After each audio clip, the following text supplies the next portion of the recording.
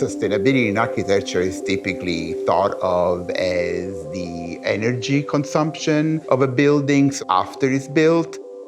For us, sustainability instead is about the way that you actually build a building. When we first started using the shipping container about 30 years ago, there was a lot of stigma attached to it. And since then, the shipping container and prefabrication have gained much more respect.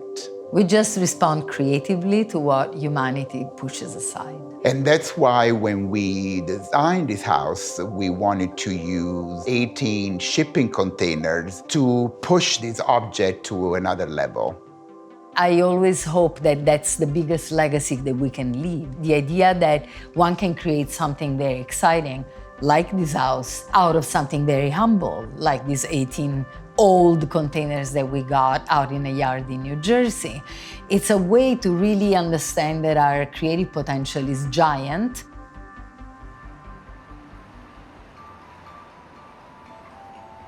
I'm Giuseppe Lignano. At Tolla, we are the founders of Low-Tech, the architecture studio. The building looks as if it was emerging from the underground. A quarter of the house is really cantilevering over the slope to the garage and to the main entrance, as you can see. So it creates a very dynamic corner. All the cuts that you see were all done off-site and then transported one container at a time here and assembled within 3 days. In cutting the stack of containers diagonally, we reused all the pieces that we took out from one side onto the other side to complete the decks. This was a way to create this continuous form and, of course, also a way to use the container as much as possible. For these facade, this is the side with the doors of the shipping container. So you can see all the features of the bars with the locks, and it's a much more articulated side of the container and creates a very vibrating type of facade. We were very excited and, of course, also nervous about how the assemblage was going to go in this very busy corner, as we can see. So it's really, really fantastic to see how this thing went up literally like a Lego toy in a matter of 3 days. We grew up in the same neighborhood. Met on the bus in Naples when we were 14 in high school.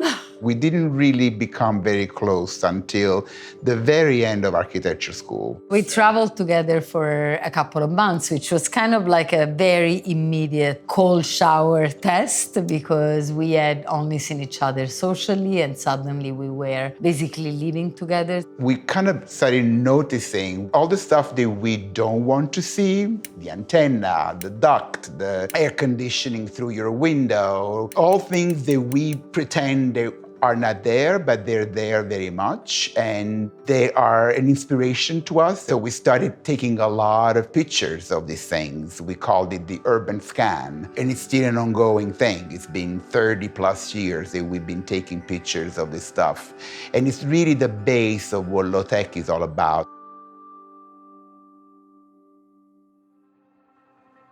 We're in the main space of the house now, which is one flight up from the entry level. Obviously, shipping containers are not meant to be lived in, so there's a real effort in understanding how to transform them. This is the cut that we did in these containers to combine them and multiply the space. And this is the remaining part of the corrugated wall of the container, which of course acts as a structure.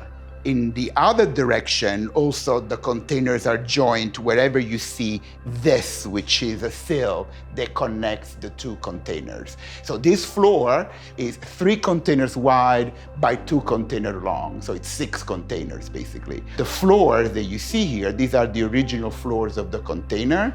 The wood part is a species of hardwood plywood floor called apitong from Indonesia that is used for the production of shipping containers. The metal bits that you see of the floor basically corresponds to the point where a truck would connect. It's basically the hitch.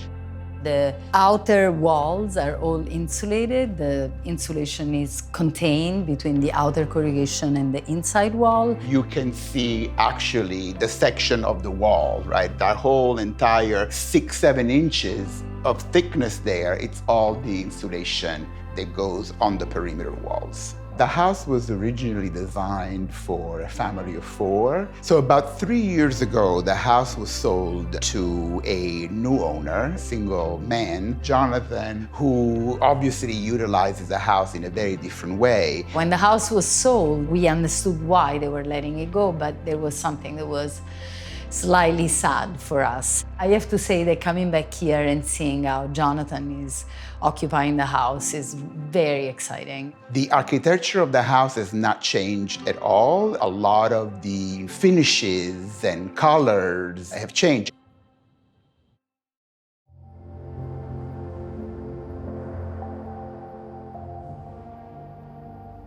The kitchen is completely a stainless steel construction from a company that we've used for 20 years to build all our kitchens. They do kitchens for restaurants. And of course, for this house, it was even more fitting since the owners were restaurateurs themselves. The idea of this big stainless kitchen made so much sense for us. Like, it's very utilitarian, it's very efficient. It's also somewhat theatrical, right? Because it's the end of the entire open space of the house. It's really wonderful to see, all the activity back here. Because of this beautiful wood floor, from the beginning, we thought it would be nice to think about mirroring them and also enclosing the ceiling. The ceiling is also a way to insulate from one level to the next. Above all of this is insulation. And the finished material is Luan, which is a fairly simple and basic wood, but a nice counterpart also in terms of color to the apitong on the ground. The layout of the furniture is still the same. It's just that the furniture itself has changed. We always thought upgraded. Exactly. We always thought of a very long table here for big dinner parties and a linear lighting coming from the ceiling. And it's interesting to see how Jonathan has transformed it from a decorative and from a artistic point of view. This is the living room proper. The sitting room. Jonathan did an amazing job refurnishing. The fireplace is a very interesting story. Number one, because it's the last wood-burning fireplace to be permitted in New York City. It used to be this color, which is a silver. The other important thing to say about the fireplace is, of course, the owners, not only being restaurateurs, but owning one of the most famous barbecue places in New York, the joke was always that they wanted to be able to cook an entire pig. And that's why this is a very wide fireplace. It wasn't a joke. It wasn't a joke, exactly. It wasn't a joke, it was actual. The requirement was, I want to be able to put a pig inside the fireplace. Yes, and there we go. Hence the size. The furniture just feels like you want to take a nap right here. I mean, you want to take a nap here, but it's even better to take it there. It's better to take a nap over there, exactly. On the slant. So this is possibly the most interesting room in the house. Also, the shape of this room comes from having cut the containers on the underside, as we saw on the outside, to go down to the entrance of the house. So immediately when we saw this space in our computers, we said, okay, this is a home theater. I love these pillows. I want to come here. I want to be invited to watch a movie because they're super comfortable. There are 3 panels that allow you to close the room completely on this side and then darkening shutters on the other side so that this is really working as a home theater.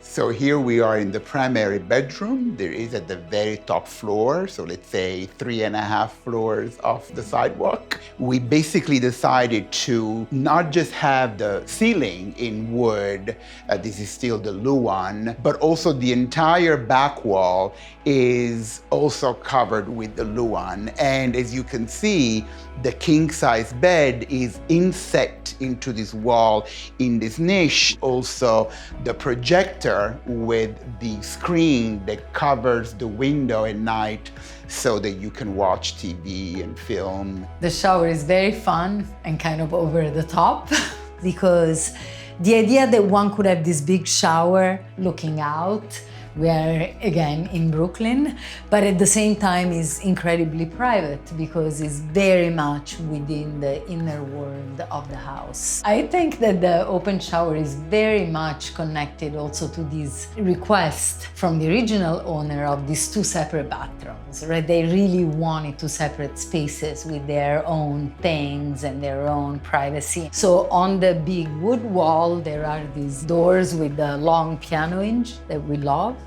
that bring to the powder room, and then there's a back door that gives access to the walk-in closet at the very end. And then this is the symmetrical, the second powder room here on the other side with the same layout and the same secret door to the walk-in closet. There is one continuous closet, although this is a section for the one person, and here is the shared part for shoes and everything. And it's interesting to notice that the top windows that we saw from the outside are actually the windows of this long walk-in closet. And here we are in the other powder room now, exiting again towards the bedroom.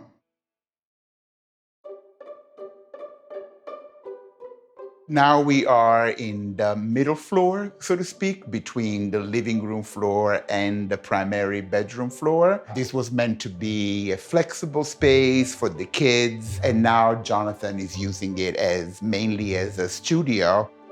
And from the studio, you can go this way to the guest room areas, right here. We're still on the second floor. These are the guest rooms. Each one is the width of one container. Originally, these were the one bedroom / two bedroom for the twins because the original owners are twins. They were designed with the idea that they could have a single bedroom when they were smaller, and then eventually this could be divided to create really two separate spaces. That's why there are also two doors here. The idea that this could be closed when they were ready to be a little bit more separate.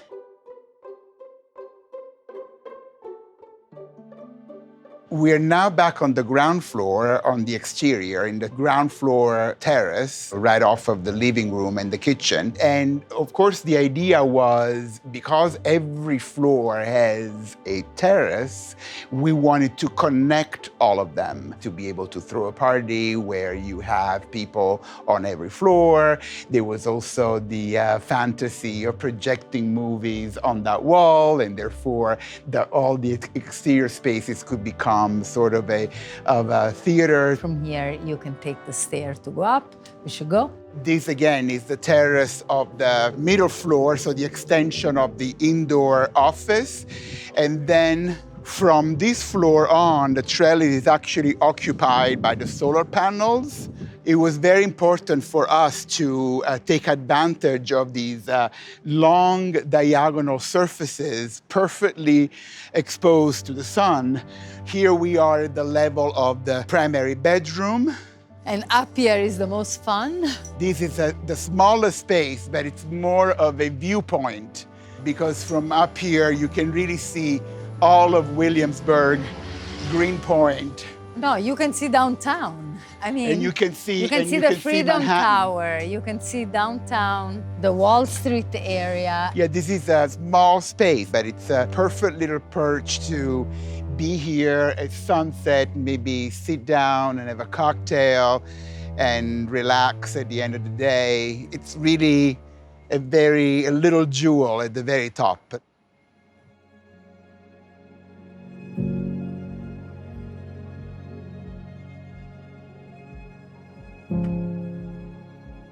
This house is a very good example of a very comfortable and beautiful home created from this very common object. It's a continuous invention because we're always trying to push against it and push new boundaries and go to other places. 30 years of work is a lot of work. It's very exciting to look back and to think about everything that we have accomplished, especially because we really started from nothing. Every time we do something is a way to look at what else can we do with this object, right? It's a way to question how much more you can invent and explore, starting from this very, very simple box that we are obsessing with. And there is the desire to continue and try to do more and more and more, and things that we haven't done before, and explore other kind of projects.